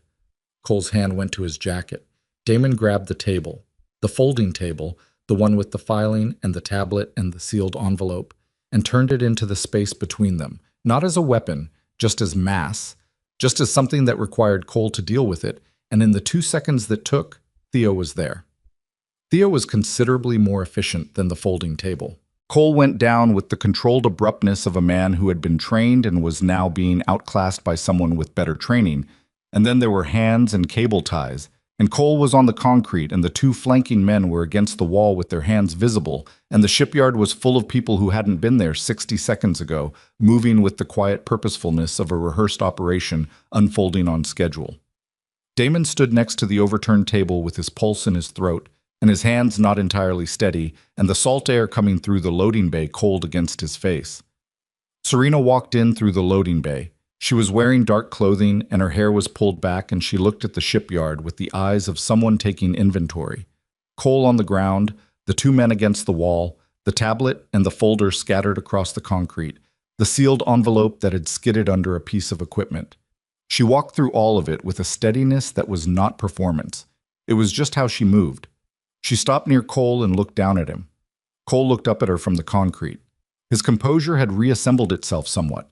Not fully, but enough that he was making the effort, which Damon found both impressive and nauseating. "Serena," Cole said. "This isn't Petrosolis," she said. "Where?" Cole said nothing. "Renard." Her voice didn't rise. It didn't need to. "You helped me out of this organization 9 years ago. I haven't forgotten that. But I need you to understand that what you've done this week is not something I can manage quietly, and the only thing that changes what happens next is whether Petrosolis comes back healthy." Cole held her eyes for a moment. Then he said an address, a storage facility 3 miles north, unit number, lock code. Serena nodded once. She looked at Theo, and he was already on the phone. She turned and looked at the scattered tablet on the concrete. She walked to it and picked it up and looked at the screen, which had cracked but was still lit. She read what was on it with the quick lateral motion of someone scanning rather than reading. Then she set it down. "This is live," she said. She wasn't talking to Cole. She was talking to the room, to Theo, to her people, to the walls of the shipyard. "It's been broadcasting." Damon looked at her. "What do you mean live?" "The tablet. It's a relay. Whatever was said at this table in the last..." She checked the timestamp on the screen. "In the last 22 minutes has been transmitted." The implication moved through the space like a change in air pressure. Cole on the ground understood it first, and something shifted in his face. Not the composure cracking this time, but a different expression, something more complex. The expression of a man who has just realized that his own instrument has been turned. "You knew," Damon said to her. "You knew about the relay." "We suspected he'd document the meeting. Proof of your compliance was the whole point from his perspective. He needed to be able to show that you'd agreed to submit the filing." She looked at Damon. "We needed to make sure what the relay transmitted was more useful to us than to him." "The conversation. Everything I said." "Everything," she said, including Cole explaining exactly what he was trying to accomplish and why. She paused. "That transmission went to 3 federal correspondents, 2 regulatory bodies, and the head of every major allied organization in this city. Everything Cole needed you to do in secret, he just did in public." Cole made a sound on the concrete that wasn't quite a word. Damon stood in the shipyard with the cold air moving through it and tried to locate his bearings. "The filing," he said. "The fraudulent filing he wanted me to sign. Never existed," she said. "It was a prop. Something to hold your attention while the relay ran. There was no real document. He never intended to help you. The goal was footage of you agreeing to act against our family, which he could use to justify whatever action his faction took next." She looked at him. "You were going to be the provocation, Damon, the public hostile act that gave them cover." He thought about Cassius. He thought about what Cassius had said. "They want you pointed in a specific direction." "But I didn't sign anything," he said. "No," she said. "You didn't." They looked at each other across the concrete floor of the shipyard, across the overturned table and the scattered documents and the distance of everything that had happened in the last week and the 5 years before it, and it was not a warm look, and it was not a forgiving one, but it was honest. And honest was something they had not managed to be in the same room for a very long time. Theo appeared at the loading bay. "She's out," he said. "She's okay. Car's taking her to the medical team." Damon closed his eyes for 2 seconds, just 2, then he opened them. "What happens to him?" he said. Serena looked at Cole, still on the concrete, still managing his expression with the professional determination of a man who had not yet accepted the full weight of his situation. "Federal authorities have the transmission," she said. "They'll have questions. So will the organizations he's been running his operation under. The vacuum he was trying to create, the one he's been positioning himself for 9 years to fill, that closes now. Everyone who's been waiting on his assurances understands tonight what those assurances were worth." Cole said from the floor. "You can't contain this, Serena. There are people. I know who the people are," she said. "I've always known who the people are. I grew up in the same rooms, Renard. I ate dinner with half of them." She looked at him with something that was perhaps the closest thing to sadness she'd shown all night. You helped me once. I haven't forgotten that. But you spent 9 years building towards something you were never going to be given, and you did it by hurting people who had nothing to do with any of this. She glanced at the floor near his hand, at the sealed envelope that had skidded there. What's in the envelope? Cole said nothing. She walked to it. She picked it up and opened it. She read the single page inside and her face went very still. Not the controlled stillness she maintained, but a different kind. The involuntary stillness of a person absorbing something that has landed in a place that isn't defended. Damon watched her. What is it? She folded the page. She put it in her jacket pocket. She looked at the wall for a moment, at nothing, at the corrugated metal of the shipyard wall with its rust lines and its age. My father needs to see this, she said quietly. Not to anyone. Just a statement she needed to make out loud. She turned to Theo. Get him out of here. Legal transfer, everything documented, nothing informal. I don't want anyone in our structure near him after tonight. He goes to the authorities or he goes nowhere. She looked at Cole one last time. I'm sorry it went this way, she said, and it sounded true, which was perhaps the most complicated thing about her. Cole looked up at her and said nothing. She walked toward the loading bay. Damon fell into step slightly behind her, not by instruction but by instinct. The instinct of a man who no longer had a clear position in the geometry of a room and was defaulting to proximity with the person who did. Outside, the docks were cold and dark, and the water beyond the fencing moved with the slow indifference of deep water. 3 vehicles were running with their lights off. People moved with purpose and without urgency, the operation concluding the way serious operations concluded, not with drama, but with the systematic removal of all evidence that the drama had occurred. Serena stopped walking. She stopped at the edge of the concrete where it gave way to the dock's edge, and she looked at the water for a moment with one hand in the pocket of her jacket, on the folded page. Damon stopped beside her. He didn't say anything. He didn't have anything that was ready to be said. He stood in the cold and looked at the same dark water, and waited for whatever came next. The page, she said, without turning. It's a record. Something Cole was holding as insurance. She paused. It shows the identity of the person inside the organization who arranged the original assassination attempt against me, 9 years ago. Another pause. The person I was told was responsible. The person my father has believed all this time was responsible. That's not who it was. He turned his head to look at her profile. She was still looking at the water. Who was it? He said. She was quiet for long enough that he thought she wasn't going to answer. Then she said the name in a low, even voice, and he didn't recognize it, which told him it was someone inside a world he'd never fully been part of, and the name landed on the cold dock air and sat there between them, and Serena's hand was still in her pocket on the folded page, and he could see in the set of her jaw, and the particular tension of her shoulders, that whatever this name meant, it meant something that was going to change the shape of the next conversation she had with her father in a way that neither of them was ready for. In the water below the dock, the current moved without caring about any of it. Somewhere behind them, inside the shipyard, Cole was being formally transferred to the custody of people with official standing to receive him, and the documentation of his operation was being gathered and sequenced, and the transmission he'd intended as a weapon was being processed by 3 federal correspondents who would spend the next several hours turning it into something public and irreversible. The machinery was still running. It would run for a while yet. But standing at the edge of the dock in the cold dark, with the name she'd just said still in the air between them, Serena Vale looked less like the heir to a criminal empire, and less like the woman who had walked out of his house with a gray suitcase, and more like a person who had climbed to the top of something very difficult, and was standing there looking at the view and finding it nothing like what she'd expected. Damon looked at her and said nothing, because there was nothing he could say that was adequate, and he was only beginning to understand the value of knowing the difference. Her phone rang. She looked at the screen. She answered it immediately, and what she heard made her close her eyes for exactly 3 seconds before she opened them and said, "I'm on my way," and ended the call. She turned from the water. "My father," she said. "He's seen the transmission." "Is he all right?" "He's seen the name," she said. "The one I just told you." She looked at Damon with eyes that were very clear and very tired and carrying the specific weight of a person who has just been handed a problem that cannot be delegated or postponed or managed from a distance. A problem that requires her, specifically her, to walk into a room and say a true thing to someone she loved and watch it change. I have to go, she said. I know, he said. She started toward the vehicles.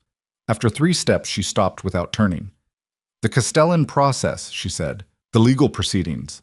I'll have someone contact Hale next week about a framework, something that doesn't require you to lose everything. A pause. Not because you've earned it, because it's the right way to close this. He looked at her back. Serena. She turned her head slightly. I'm sorry, he said, for the recordings, for all of it. I know it doesn't change anything. She looked at him over her shoulder for a long moment. The dock light was behind her and her face was in shadow, and he couldn't read her expression clearly, which was perhaps appropriate. No, she said. It doesn't. She walked to the vehicle and got in, and the door closed and the lights came on, and it moved away along the dock road. And Damon stood at the edge of the concrete in the cold and watched the red of its taillights diminish and disappear. And then he stood there a while longer with the water moving below him and the name she'd said still in the air, and the long, specific exhaustion of a man who has arrived at the far end of a week that has taken a decade's worth of assumptions and turned them over one by one to show what was underneath. It was not a comfortable view, but it was, for the first time in a long time, an honest one. He turned and walked back to his car through the empty shipyard, past the overturned table and the scattered documents, and the concrete floor where Renard Cole had lain, looking up at the woman he'd spent 9 years trying to outmaneuver. And the shipyard was empty now, and quiet, and the tide outside was doing what tides did, indifferent and ongoing, and Damon Voss got in his car and sat for a moment with his hands on the wheel before starting the engine. His phone buzzed. Hale. He answered. Petra's at the medical center, Hale said. She's fine, some dehydration, some shock. She'll be home tomorrow. He let out a breath. There's something else, Hale said. Tell me. The transmission. It's been picked up by 2 national outlets in the last 30 minutes. Cole is identified by name. The full conversation is transcribed. And there's a federal contact who wants to speak with you tomorrow morning. Not as a subject, as a witness. A witness. He looked through the windshield at the dark interior of the shipyard, at the shadows and the orange light and the machinery that had outlasted its purpose. 8 o'clock, Hale said. Can you make that? Yes, Damon said. He started the engine. The federal building at 8 in the morning had the particular quality of a place that processed human difficulty as a matter of routine. The fluorescent light, the laminate surfaces, the people moving through its corridors with the practiced neutrality of those who had learned to carry other people's worst moments without wearing them home. Damon sat in a conference room on the 6th floor with Marcus Hale beside him, and a cup of coffee he didn't drink going cold in front of him, and waited. The federal contact's name was Agent Reyes.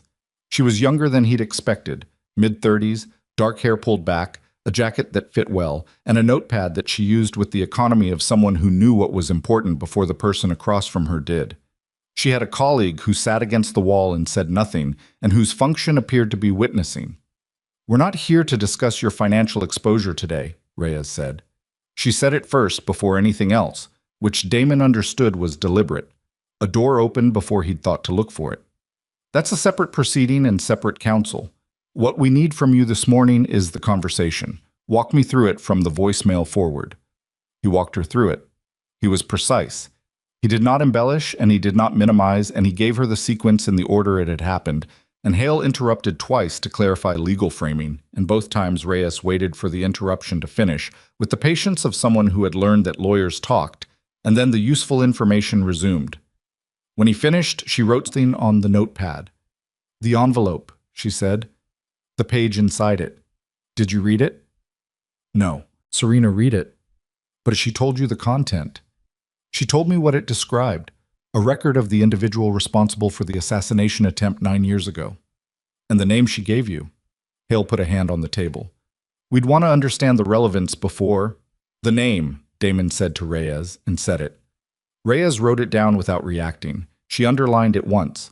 She looked at her colleague against the wall, and the colleague made a note of his own, and something passed between them that wasn't a word. That name, Reyes said carefully, is currently associated with an active proceeding in a different jurisdiction, I can't tell you more than that.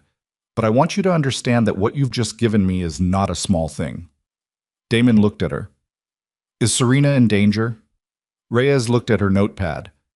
"I think Serena Vale has demonstrated a considerable capacity for managing her own exposure," she said, which was not an answer, but was also not nothing.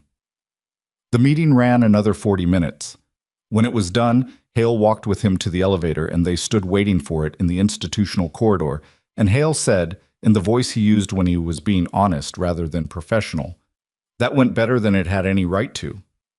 "Yeah," Damon said. "The financial proceedings will still be—" "I know what they'll be," Damon said. The elevator came. "Let's not talk about it today." Hale looked at him. "All right," he said. He went to the hospital next. Petra was in a private room on the 3rd floor, sitting up in the bed with a drip in her arm and a magazine she wasn't reading in her lap, and the particular look of a person who had been through something their nervous system was still catching up to. She had a bruise along her left jaw that hadn't been there the last time he'd seen her, and her eyes, when she looked at him from the doorway, were the eyes of a woman reassessing the landscape she'd been standing in. He sat in the chair beside the bed. He didn't say anything immediately, neither did she. "I'm sorry," he said. "You didn't take me," she said. "I know. I'm still sorry. The situation that made you a target, that's mine." She looked at the window. "They didn't hurt me," she said. "They were very clear about that. They said it repeatedly, like they needed me to know it was professional. I don't know if that's better or worse." She paused. "Who were they?" "People who wanted to use you to make me do something. It's over now." "Is it?" "The man responsible is in federal custody. It's over." She absorbed that. She turned the unread magazine over in her lap. "The woman," she said. "Your ex-wife. She's the one who found me." "Her people did." "She called me," Petra said, last night, after I was out. She called to make sure I was all right." She paused. "She didn't have to do that." "No," he agreed. "She didn't." Petra looked at him with the directness of someone who had spent 3 days in a room with nothing to do but think. "What happened between you two?" she said. "The real version, not the one you told me."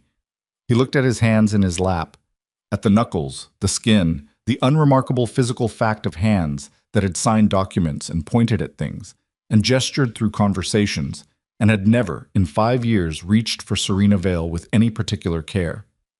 "I treated her like she was background," he said, "like she was decor, and I told myself that was acceptable because I decided she didn't have enough substance to deserve better." He looked up. "I was wrong about the substance. I was wrong about most of it." Petra was quiet for a moment. "She really is Lucian DeMarco's daughter." "Yes." "And you didn't know?" "No." She made a sound that was not quite a laugh. "Damon," she shook her head once, "you always thought you were the most powerful person in every room." "I know." "You weren't. I know that now."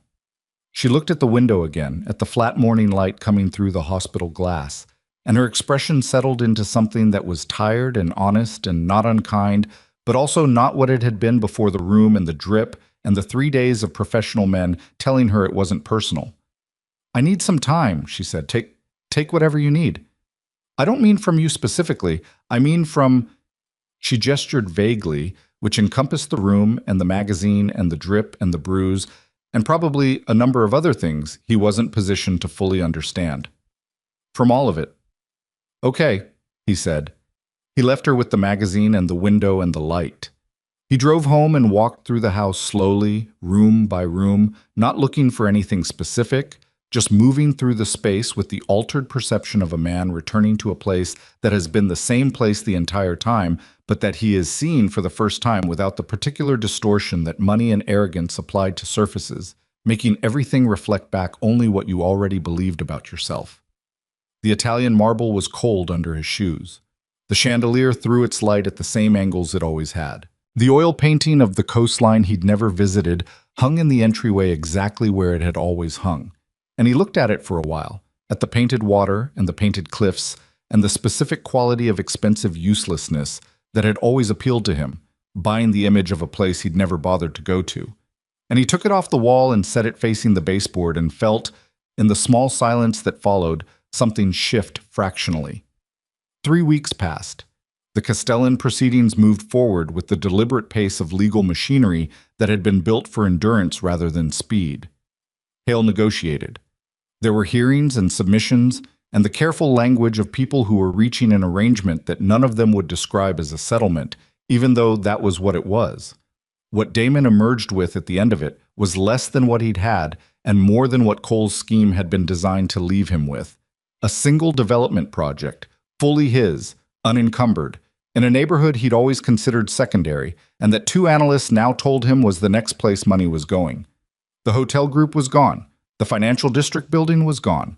The Carmel property was gone.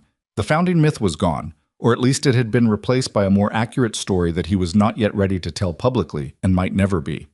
He went to work on the remaining project with the specific focus of a man who has had everything clarified by subtraction. He showed up on site. He talked to the contractors, not over them.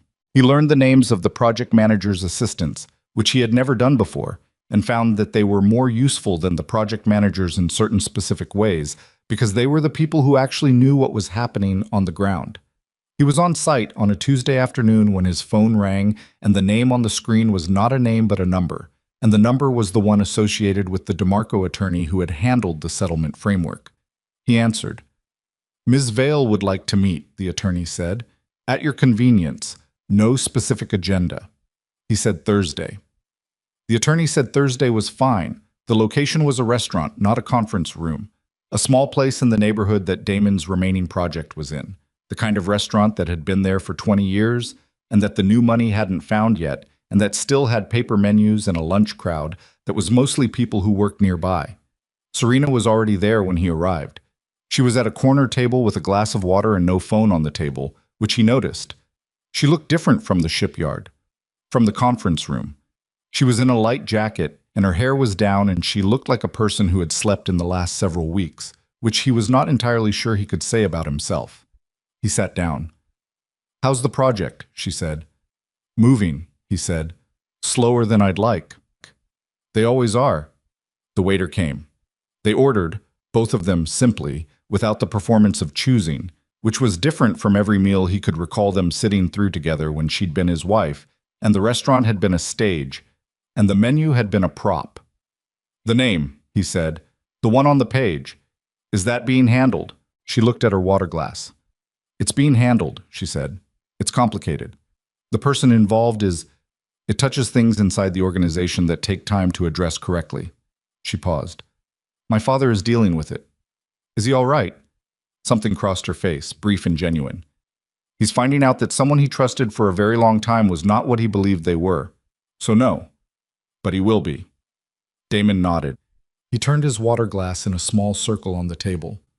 "I testified," he said. "Reyes, the federal contact. She told me afterward that the Cole case is connecting to something larger, a network, several jurisdictions." "I know," Serena said. "I've been briefed. Your name came up in the federal context, your role, what you know." "I've spoken with them. I have counsel. It's being managed." She said it without dismissiveness, just the clean factual delivery of someone who had prepared for this contingency a long time ago and was now executing the preparation. "The organization is going through a formal restructuring. My father announced it last week. I don't know if you saw it." "I saw it." He had. It had been a press release, formal, precise, the language of corporate governance applied to something that had never previously submitted to corporate governance. The DeMarco family interests were being reorganized under a legitimate holding company structure, with a compliance board and external oversight, and a named executive who would manage operations going forward. The named executive was Serena Vale, not the heir to a criminal organization, the CEO of a logistics and security corporation. The language had been careful, and the legal architecture behind it had clearly been years in preparation, and the press had covered it with the slightly dazed quality of journalists encountering a story they hadn't known to look for. "The helicopters," he said. She looked at him. "The day you left. The helicopters. That was deliberate." "Yes," she said. "You wanted it seen." "I wanted it recorded," she said. "I needed a documented public moment of separation. Something that established clearly and irrefutably that I had left your household under my own terms, with my own family's support, without coercion, and without accepting the conditions of the settlement as final. She paused. The $200,000 I accepted in the settlement was a legal trigger, but I needed the record to show that I hadn't accepted the characterization, that I hadn't walked out of that house as a woman with nothing, because that characterization was going to matter in subsequent proceedings. He looked at her. The helicopters were for the record. The helicopters were for several things, she said, but yes, among them. He thought about standing on the lawn watching Lucien DeMarco cross the grass toward her. He thought about the look on Lucien's face, not the look at Damon, which had been brief and dismissive, but the look at Serena, which had been the look of a man at the end of a very long wait. He missed you, Damon said. Serena's hand was on the table. She turned her water glass a quarter turn, the same motion he'd just made with his own without realizing, and he wondered if it was something people did when they were carrying something they weren't sure how to put down. He respected my choice to leave, she said. That's different from being all right with it. She paused. He knew why I left. He understood. But understanding a thing doesn't make the years shorter. The food came. They ate without filling the silence artificially, without the social performance of a lunch between people who wanted to appear comfortable. The silence was not comfortable. It was honest, which was different. Halfway through the meal, she said, "The recordings." He put his fork down. "I didn't place them," she said. "I want you to know that. The audio from the house, I didn't set that up. I didn't know it was happening." He looked at her. "Your father." "Security protocol," she said. "When I came back, certain measures were already in place that had been ongoing for some time. I found out about the recordings the same week you did, when the articles went out." She met his eyes. "I didn't choose to weaponize what you said to me. It happened around me, the way a lot of this happened around me." He thought about that. He turned it over. He could feel the shape of what it would mean if he used it. The small exoneration of believing that the most damaging thing hadn't been done to him deliberately, that it had been collateral, that there was a version of these events in which Serena Vale had not chosen to expose him, but had simply left and let the existing machinery operate. It didn't change what he'd said. It didn't change the way he'd said it, or who he'd said it to, or the laughter that had followed. "It doesn't matter," he said, "whether you place them or not. The recordings are accurate." She looked at him for a moment. She picked up her fork again. "Yes," she said. "They are." They finished the meal. The waiter brought coffee without being asked, which was one of the things about restaurants that had been there for 20 years. They drank it, and the afternoon light shifted through the window, and the lunch crowd thinned, and they sat in the quiet of a room that had stopped pretending. "The restructuring," Damon said. "The corporation. That's what you wanted, before any of this." "That's what I always wanted," she said. "I left the organization because I couldn't see a path toward it. There were people, Renard being one of them, who needed the organization to remain what it was, because what it was is where their power lived. The legitimization was always the threat to them. Not me specifically, the direction. And now Renard is in custody, and the people who aligned with him are being dealt with, and my father has formally transferred operational authority to the new structure." She paused. "It won't be clean. It won't be fast. There are years of work ahead of it, and I will make mistakes, and there will be people who resist it and try to exploit the transition." She looked at the table. "But it's real now. It started. That's different from a plan." "It's what you went quiet for 9 years to protect," he said. She looked at him. Something in her expression shifted fractionally, not softening exactly, but opening slightly, the way a door opens when the latch has been turned, even if the door itself hasn't moved yet. "When I left," she said slowly, "I was 22, and I had nearly been killed by people inside my own family, and I was tired in a way that I didn't have words for yet. I found quiet. I found a life that didn't have helicopters in it, or contingency plans, or rooms where everyone was managing everyone else." She paused. "And then I met you." He was very still. "And you were exactly the wrong kind of man," she said. "But you were also very far from anything I came from, and I thought—" She stopped. She looked at the table. "I thought that was enough of a reason." He said nothing for a moment. "Was it?" "For a while," she said. "And then it wasn't. And then I found the investment documents, and I understood what I'd actually walked into, and I had to decide whether to leave immediately or wait until the timing meant something." You waited 3 years. I waited until I understood the full shape of it, she said. Until I knew every thread and where it led. Until I knew that when I left it would close properly. Not just for me, but for the structure around it. She met his eyes. I'm sorry if the timing made it worse for you. He thought about whether to say the thing that was sitting in him. He decided to say it. Were you ever... He stopped, restarted. In the beginning, before you found the documents, was there any of it that was real? She held his gaze for a long moment. The kind of moment that had weight, that a person felt in the chest, that arrived without warning in the middle of a lunch at a restaurant with paper menus and answered a question you'd been carrying without knowing you were carrying it. Yes, she said. Some of it. He nodded. He looked at the table. He picked up his coffee, and it was nearly cold, but he drank it anyway. That's enough, he said. He meant it. She looked at him with the evaluating directness that was, he understood now, simply how she looked at things. Not coldness, not distance, but the clear-eyed appraisal of someone who had learned early that seeing things accurately was a survival skill and had never been able to turn it off. What are you going to do? She said. Going forward. Build the project, he said. The one I have left. Do it correctly this time, meaning I actually know where the money comes from. He looked at the window, at the street outside, at the neighborhood that was not yet what it was about to become. Tell the true story of how I started, eventually. When I can do it without it being primarily about me. She considered that. That's a different version of you than the one who was in that kitchen. Yes, he said. I think that's the point. The waiter brought the check without being asked for that either. Serena reached for it. Damon put his hand near it without taking it, and they looked at each other, and she let him pay, which was perhaps a small mercy and perhaps just practicality, and he paid it. They walked out together. On the sidewalk in front of the restaurant, the afternoon was clear and cool, the street busy with the specific energy of a neighborhood in the last period before it became something else. A delivery truck was double parked. Someone's dog was investigating the base of a planter.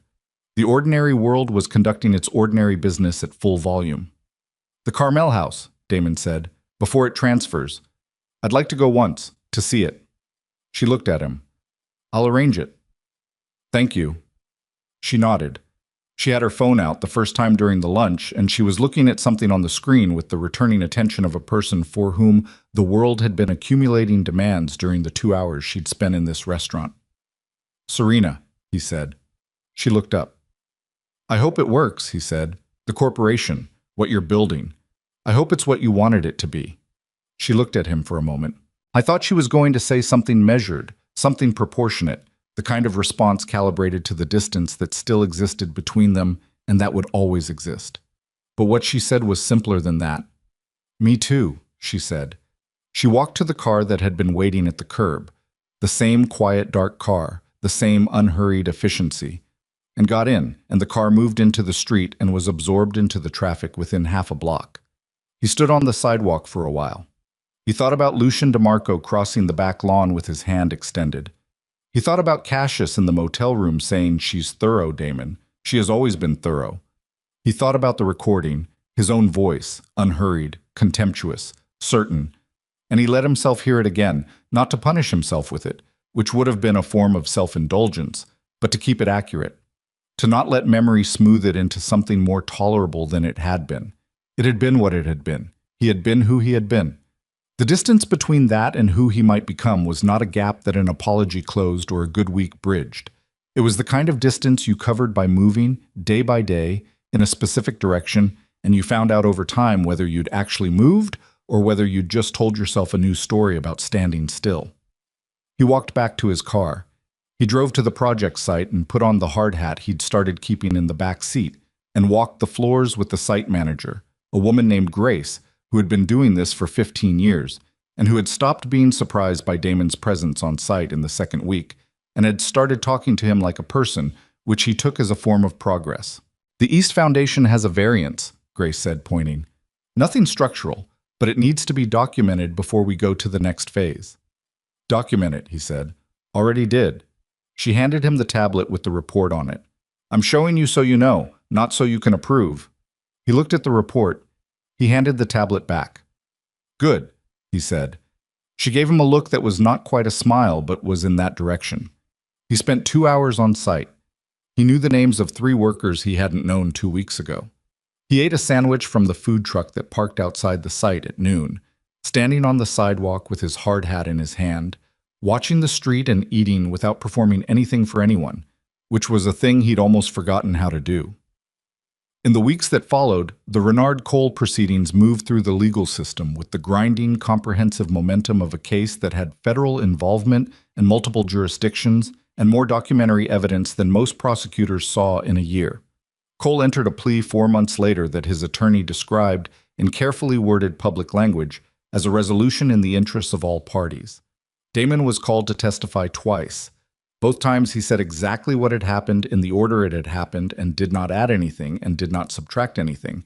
And on both occasions, Reyes caught his eye briefly afterward with an expression that was not quite approval but was in its vicinity.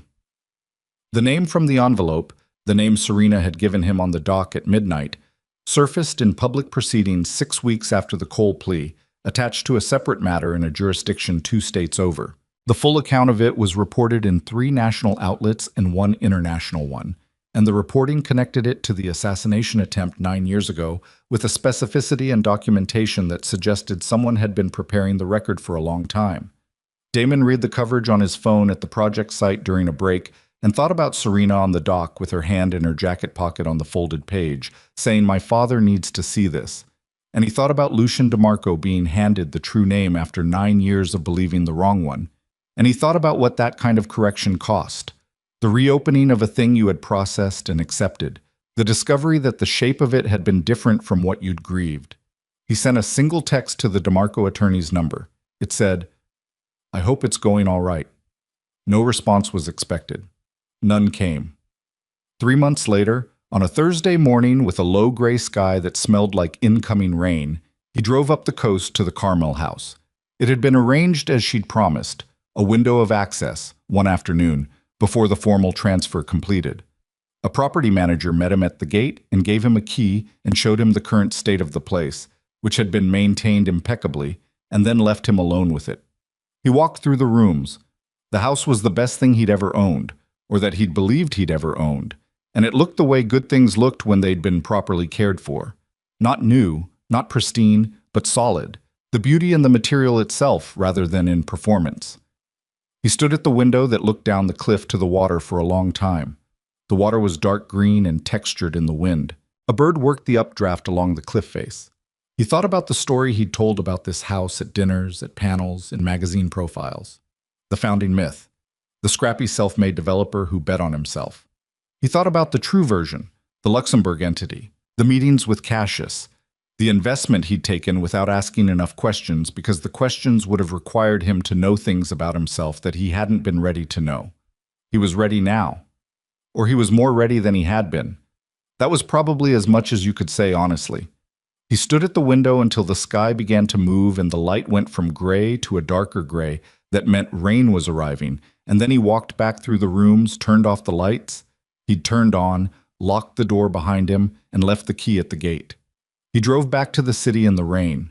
The wipers moved steadily, and the road curved with the coastline, and the water appeared and disappeared on his left, dark and persistent, doing what water did.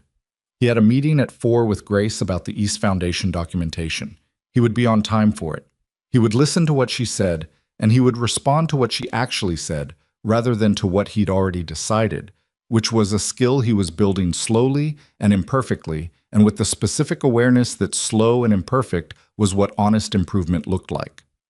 The city appeared in the distance through the rain, its skyline gray and present and indifferent to who he had been, and open, in the way cities were always provisionally open, to who he was going to be instead. On the rooftop of the newly renamed DeMarco Global Headquarters across the city, on that same gray morning, Serena Vale stood with her jacket collar up against the wind and looked at the skyline and the rain coming in from the water, and felt the specific complicated feeling of a person at the beginning of the hardest thing they've ever chosen. The helicopters on the landing pad behind her were idle, their blades rested. They were not symbols of anything this morning. Not power, not arrival, not the sound of a life being reclaimed. This morning they were machines, tools, part of the logistics infrastructure of a company that moved things and protected things and did it legally and did it well, and was going to take years of work and will and the daily grinding patience of someone who had learned the hard way that wanting something to be different from what it was required more than the wanting. Her assistant appeared at the roof access door. "The compliance board is ready for you." "1 minute," she said. The assistant withdrew. She stood in the wind for that minute.